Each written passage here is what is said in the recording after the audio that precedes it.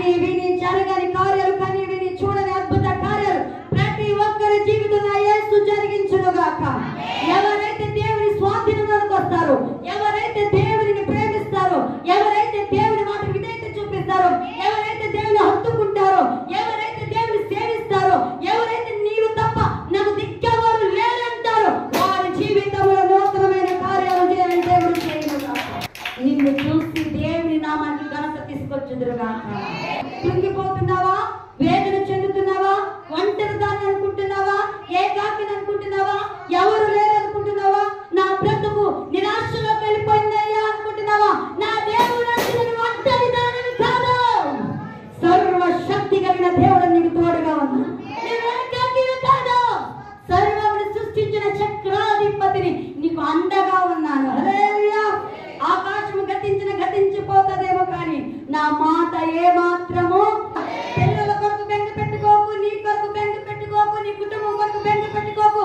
నా దేవుడు నీకు ఇస్తున్న వాగ్దానం ఏంటంటే నిన్ను ఏ మాత్రము విడువను, ఎడబాయను. ఎందుకంటే నేను నిన్ను దీవించాను. హల్లెలూయా. తల్లి గర్భంలో రూపింపబడక ముందే, తల్లి గర్భంలోకి రక్తం రాకముందే, తల్లి గర్భంలోనికి మనుషుని యొక్క సూక్ష్మ జీవి రాకముందే దేవుని దగ్గర నువ్వు ఉన్నప్పుడే నా దేవుడు నిన్ను దీవించి పంపించాడు. జనగమా, అరణ్యం అనే కష్టాలు వచ్చినవని, శ్రమ వచ్చిందని, దుఃఖం వచ్చిందని, నిరాశ వచ్చిందని, నా బ్రతుకు ఇంతే, నా జీవితం ఇంతే, నాలో ఉన్నకి ఏ మాత్రము నా బ్రతుకు ఆశీర్వదించబడదు, నా బ్రతుకు దీవెన ఉండదు, నా నోటికి నవ్వు ఉండదని నువ్వు అనుకుంటున్నావు. నా దేవుడు అంటున్నాడు, నువ్వు నవ్వే తల్లిగా నేను ఇక్కడ పంపించా, నువ్వు సంతోషించే ఇక్కడ పంపించా, నువ్వు ఆశీర్వాదకరం ఉండేటట్లు ఇక్కడ పంపించా, నువ్వు ఇతరులకు ఆశీర్వాదకరంగా ఉండటానికి నేను ఇక్కడ పంపించా. పరిశుద్ధ గ్రంథంలో ఒక వ్యక్తి ఉన్నాడండి. ఆ వ్యక్తి జీవితం చూస్తే తన జీవితం ఎంత నిరాశ కనబడుతుంది. మోసపు బ్రతుకు, మోసపు జీవితం. తన జీవితాన్ని కనుక ధ్యానిస్తే దేవుడు అనాది కాలములోనే, ఏ కాలంలో? అనాది కాలంలో, అంటే తల్లి గర్భములోనికి రాకముందే వీడు దీవించబడిన వ్యక్తిని పంపించాడండి. హల్లెలూయా. ఏం చేసిన వ్యక్తి? చెప్పాలి, సోదరులు అందరూ చెప్పాలి. ఏం చేసిన వ్యక్తి? వీడు దీవించబడతాడు. ఒక జనము కంటే ఇతర జనము హెచ్చించబడతాడు. మొదటి వాడి కంటే రెండవ వాడు గొప్పవాడు అవుతాడు. మొదటి వాడు రెండవ వాడికి దాసుడు అవుతాడు. మొదటి వాడు రెండవ వాడికి దాసుడయ్యి అతనికి పరిచయం చేస్తాడు. ఆయన తల్లి గర్భంలో రూపింపబడక ముందే దేవుడు ఎన్నుకుని దీవించి భూమి మీద పంపించాడంట. హల్లెలూయా, హల్లెలూయా, హల్లెలూయా. కొన్ని మన సొంత నిర్ణయాలు బట్టి దేవుడి ఆశీర్వాదాలు ఆగిపోతాయండి. ఒక్కొక్కసారి మన సొంత నిర్ణయాలు బట్టి దేవుని కృపకు దూరం అయిపోతామండి. ఒక్కొక్కసారి మన సొంత నిర్ణయాలు బట్టి దేవుని సహవాసానికి దూరం అయిపోతామండి. ఒక్కొక్కసారి మన సొంత నిర్ణయాలు బట్టి దేవుడు దీవించి పంపిస్తే ఆ దీవెనకు దూరం అయిపోతాం. అలాగే ఈ వ్యక్తి కూడా తన సొంత నిర్ణయాలు బట్టి ఒక్కొక్కసారి కష్టాలు, ఒక్కొక్కసారి బాధలు, ఒక్కొక్కసారి నింద, ఒక్కొక్కసారి హేళన, ఒక్కొక్కసారి పేదరికం, ఒక్కొక్కసారి పారి పరిస్థితి, ఒక్కొక్కసారి ఆకలి బాధ, ఒక్కొక్కసారి ఎన్నెన్నో పరిస్థితులు ఈ వ్యక్తికి కూడా అలుముకున్నాడు. అలుముకున్నా సరే తన దీవెన మాత్రం తన మీద అలాగే ఉంది. నీ జీవితంలో కూడా దేవుడి వారు వాగ్దానం ఇస్తున్నాడు. నువ్వెన్ని కష్టాలలో ఉన్నా నీ దీవెన నీ తల మీదే ఉంది. నువ్వు ఎంతగా నాకు దూరం అయిపోయినా నీ దీవెన నీ తల మీదే ఉంది. నువ్వెంతగా నాకు దూరం అయిపోయినా, నువ్వు నా ఎదురు ఎంతగా పారిపోయినా నేను నిన్ను దీవించి భూమి మీదకి పంపించాను కదా, ఆ దీవెన నీ తల మీదే ఉందని దేవుడు వాగ్దానం చేస్తున్నాడు. తిరిగి నా ఎంతకు వస్తే నీ దీవెన మరలా అభివృద్ధి పరచబడటం ప్రారంభం అయిపోతుంది. హల్లెలూయా. ఏం చేస్తేనండి? చెప్పాలి, ఏం చేస్తే? తిరిగి ఆయన వద్దకు వస్తే నీ దీవెన తల మీదే ఉంది. ఇప్పుడు వరకు సైలెంట్ గా పడుకుంది. కానీ నా దేవుడి వద్దకు తిరిగి వస్తే నా దేవుడు అంటున్నాడు ఆ దీవెనను లేపుతాడంట, నీ మీద ఫలించేటట్లుగా చేయబోతున్నాడు. ప్రత్యేక వ్యక్తి ఎవరు? ఆ వాగ్దానం ఎవరికి ఇచ్చారో, ఆ వాగ్దానం ఎవరి జీవితంలో నెరవేర్చబడ్డాదో, ఆ వాగ్దానం కలిగిన వ్యక్తి ఎటువంటి ఆశీర్వాదాలు పొందుకున్నారో చూద్దాం. సంఖ్యాకాండం 23:20 తొందరగా చదవండమ్మా. ఆ వ్యక్తిని చెప్పించడానికంట ఒకసారి ఇలా చూడండి. ఆ వ్యక్తిని చెప్పించడానికి, ఆ వ్యక్తి మీద శాపాలు ప్రవచించడానికి ఒక సేవకుడు వచ్చి అసలు దేవుడు నోరు మూసే. అతని అతన్ని దీవించి, చెప్పాలి ప్రతి ఒక్కరు, అతన్ని దీవించి భూమి మీదకి పంపించాను. నువ్వు చెప్పించడానికి నువ్వెవరు? నేనేమో దీవించి ఆ వ్యక్తిని పంపిస్తే ఒక నా సేవకుడు అయితే నేను చెప్పింది నువ్వు చేయాలి.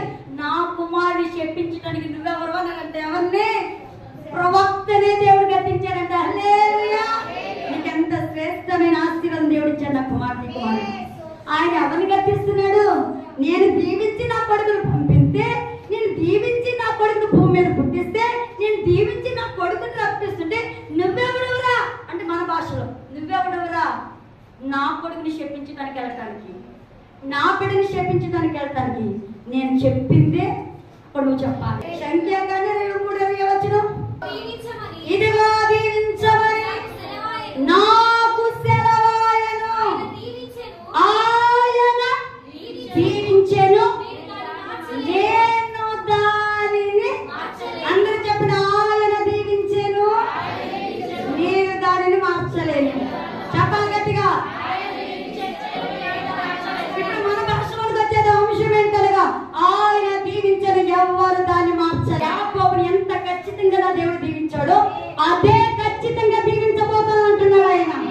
నూతన పనిని ప్రారంభిస్తున్న ప్రతి ఒక్క బిడ్డల దేవుడు వాగ్దానిస్తున్నాడు, నువ్వు నూతన పని ప్రారంభించు, ఆశీర్వాదం ఇవ్వబోతున్నాను, దీవెన ఇవ్వబోతున్నాను, ఆశ్చర్యకాలు ఇవ్వబోతున్నాను చెప్తున్నాడు. నన్ను దీవించినది ఎవరు మార్చలేరు.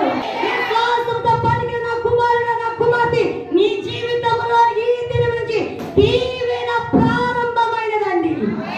ఇదిగో నేను ఒక నూతన క్రియ చేయబోతున్నది, ఇప్పుడే మొలిచి ఉంది. యెషయా ఉంటుంది ఇదో. హల్లెలూయా! ఇప్పుడు దీవెన విత్తనము దేవుడు మీ హృదయంలో నాటేస్తాడు. మీరు ఎక్కడ కోపంలో నిలబడిన ఆశీర్వాదమే, ఉద్యోగంలో నిలబడిన ఆశీర్వాదమే, చదువులో నిలబడిన ఆశీర్వాదమే, గృహ నిర్వహణలో నిలబడిన ఆశీర్వాదమే, వాహనంలో నిలబడిన ఆశీర్వాదమే, వంట వండిన ఆశీర్వాదమే, ఆరోగ్యం ఆశీర్వాదమే. హల్లెలూయా! హల్లెలూయా! ఎందుకంటే ఈ వారం వచ్చిన మీరందరూ ధన్యులు. మీలోనికి ఏ విత్తనం వచ్చిందండి? దీవెన అనే విత్తనం వచ్చింది. ఈ వ్యక్తి అంటే దీవించబడిన వ్యక్తి అంటే ఎవరి చేత? దైవ సేవకుల చేత కాదు, ప్రవక్తల చేత కాదు, మనుషుల చేత కాదు, దేవుని తల్లి తండ్రుల చేత కాదు, ఎవరి చేత కాదు, సాక్షాత్తు దేవుని చేతనే ఈ వ్యక్తి ఏం చేయబడ్డారంట? చెప్పలే ఏం చేయబడ్డారంట? ఈ వ్యక్తి దీవించబడిన తర్వాత శ్రమలు రావా? దీవించబడిన తర్వాత దుఃఖం రాదా? దీవించబడిన తర్వాత వ్యాధులు రావా? దీవించబడిన తర్వాత శత్రువులు తరవరా? దీవించబడిన తర్వాత ఎర్ర సముద్రం రాదా? దీవించిన తర్వాత మారానుభవాలు రావా? వస్తాయండి. వచ్చిన అవి నిన్నేమి అదండి. దీవించిన వ్యక్తికి దీవెన లేని వ్యక్తికి ఉన్న తేడా. హల్లెలూయా! దీవించిన వ్యక్తికి ఉన్న తేడా ఏంటంటే రోగం వచ్చిన ఏమి చేయదు. హల్లెలూయా! ఎయిడ్స్ వ్యాధి వచ్చిన మనకి కింద కూడా కనపదు. ఎవరు చెప్పాలి గట్టిగా? కరువు వచ్చింది, కరువు కూడా మనల్ని ఏమి చేయలేదు. రోగం వచ్చింది, రోగాలు మనల్ని ఏమి గట్టిగా చెప్పాలి. హల్లెలూయా! హల్లెలూయా! లాస్ వస్తుంది, వ్యాపారంలో లాస్ వస్తుంది, అయినా అది మనల్ని ఏమి. ఒకటి పరిశోధన, పరీక్ష, దాంట్లో నిలిచి ఉండు, నీ దీవెన ఏంటో చూస్తావు. ఈ వ్యక్తి జీవితంలోనండి 430 సంవత్సరాలు బానిస బతుకులోంచి దేవుడు దీవెనకరమైన దేశంలోకి తీసుకొస్తుంటే ఎన్నో దేశాలు అడ్డుపడ్డాయంట. ఏంటి పడ్డాయి చెప్పాలి? ఎన్నో దేశాలు అడ్డుపడ్డాయి. ఈ వ్యక్తి దగ్గరికి వచ్చేటప్పటికి ఈ దేశం ఏ దేశం అంటే మోయాబు దేశం. మోయాబు దేశంను పరిపాలిస్తున్న వ్యక్తి ఎవరంటే బాలాకు. ఏ వ్యక్తి? ఏ వ్యక్తి పేరేంటి? రాజు పేరేంటి? బాలాకు. ఈ మోయాబు దేశంలోను యెహోవా ప్రవక్త ఒక ఆయనడు, ఆయన పేరే బిలాము. ఏ దేశానికి వచ్చారని దేవుని ప్రజలు? మోయాబు దేశంలో ఎవరు రాజు? బాలాకు. చెప్పండి, ఎవరు రాజు? బాలాకు. బాలాకు రాజుకి ఒక దైవజనుడు తెలుసు. ఆ దైవజనుడి పేరేంటి? బిలాము. ఈ మోయాబీలు అంటండి ఇశ్రాయేలు ప్రజలకు భయపడ్డారంట. ఏం పడ్డారు చెప్పాలి? ఒక సేవకుడి దగ్గరికి ప్రజలు రావడానికి గల కారణం ఏంటో చెప్పమంటారా? రోగం అనే భయము, అప్పనే భయము, ఆర్థిక ఇబ్బందులు అనే భయము, శాపం అనే భయము, మూయబడిన గర్భఫలం అని, మూయబడిన ద్వారాలనే భయము మనలో ఏర్పడినప్పుడు ఎక్కడికి వస్తాం మనం? దేవుని దేవుడి సేవకుల దగ్గరికి అప్పుడే వస్తాం. హల్లెలూయా. మనకి అన్ని సమృద్ధిగా కానీ అసలు ఎక్కడుందో ఆవిడ ఇప్పుడు బాలకి శ్రమ వచ్చిందంట. ఏంటి ఆ శ్రమ అంటే ఒక సైన్యం వల్ల, యుద్ధ సైన్యం వల్ల ప్రజలు వస్తున్నారంటండి. ఆ ప్రజలు ప్రతి దేశాన్ని కూడా జయించుకుంటూనే వచ్చేస్తున్నారంట. ప్రతి శోధనని జయించుకుంటూ వచ్చేస్తున్నారంట. మారా వచ్చింది, చెప్పండి జయించారు. చెప్పండి ఒకసారి. మారా వచ్చింది, జయించారు. ఎర్ర సముద్రం వచ్చింది, జయించారు. చెప్పండి ప్రతి ఒక్కరు. అమ్మోనీయులు వచ్చారు, జయించారు. ఫిలిస్తీన్లు వచ్చారు. ఇలా జయించుకుంటూ వస్తుంటే ఎక్కడికి వచ్చారు చివరికి? మోయాబు దేశం రాగానే మోయాబు ప్రజలకును మోయాబు రాజుకును భయం వేస్తుందంట. మొదట ఏం వేస్తుందంటమ్మా? నిన్ను చూసి లోకానికి భయం వేస్తుందా? రెండోదంట ఇశ్రాయేల్ ప్రజలను చూసంట ఆ మోయాబీ ప్రజలకంట జంకారంట. ఏమయ్యారంట? మోయాబు ప్రజలు అంటే మామూలు కాదు. అటువంటి వారే దేవుని ప్రజలకు ఏమయ్యారంట? జంక. ఏమయ్యారంట? ఎవరైతే ప్రార్థనా యోధులుగా లేకపోతే ప్రార్థనా పరులుగా దేవుని యందు భయభక్తులు కలిగి దేవుని ప్రజలుగా ఉండబోతున్నారో నా దేవుడు మిమ్మల్ని చూసి లోకము భయపడేటట్లుగా చేయబోతుంది. ఇప్పటి వరకు వాళ్ళు చూసి మీరు భయపడ్డారు, కానీ ఆ దేవుడు అంటున్నాడు నిన్ను చూసి లోకం భయపడబోతుంది. నిన్ను చూసి లోకం బెదరబోతుంది. నిన్ను చూసి లోకము చెందబోతుంది. ఎందుకంటే శక్తి కలిగిన దేవుని కుమారుడు, దేవుని కుమార్తెని వారు చెప్పుకుని భయపడేటట్లుగా దేవుడు చేయబోతున్నాడు. భయపడి ప్రవక్తను తీసుకొచ్చాడంట బాలకు. బాలకు ప్రవక్తను తీసుకొస్తే ప్రవక్త అనేంత దేవుడు, అరే నువ్వు వెళ్తున్నావు కదా, వాళ్ళు నా ప్రజలు. ఎవరు? నేను ఎన్నుకుని ఏర్పాటు చేసుకున్న ప్రజలు. మాట్లాడుతున్న జాగ్రత్త సుమా అన్నారంట. ఎవరితోటి? ప్రవక్త సేవకుడితో. సేవకుడితో చెప్పగానే అయ్యా సరేనయ్యా నేను అక్కడికి వెళ్ళను. ఈ ప్రత్యక్షతే దేవుడిని అడిగి నేను సేవకు వచ్చేటప్పుడు నువ్వు వెళ్ళమంటే వెళ్తా, నువ్వు మానేమంటే నా కుమారుడు అని వెళ్ళు. ఒకసారి చెప్పారంట వెళ్ళకు. అలా ప్రజలు వాళ్ళు శపించడానికి బాలకు పంపిస్తున్నాడు. నువ్వైతే వాళ్ళు శపించడానికి వీల్లేదు కానీ నువ్వు వెళ్ళకు అని చెప్పాడంట. మానే కానీ ఇంకా కొంచెం విలువైనవి తీసుకొచ్చారంట. ఏం తీసుకొచ్చారు? విలువైనవి తీసుకొస్తే మళ్ళా వెళ్ళి ప్రార్థన చేశారంటే కదా, నాయన వెళ్ళమంటావా? వద్దు. అప్పుడు దేవుడు అని వెళ్ళు, కానీ నోరు మాత్రం నాకు ఇచ్చి. ఇప్పుడు ఈ బాలకు తీసుకెళ్ళాలంటే ఈ జనంగా ఏం చేయమంటున్నాడు? శపించమంటున్నాడు. కానీ దేవుడు ఏమంటున్నారే, నేను దీవించిన వారు నువ్వెలా శపిస్తావు? కానీ నువ్వు శపించటానికి వీలు లేదు. హల్లెలూయా. ఇప్పుడు పిలవమంటున్నాడన్నమాట బాలకు.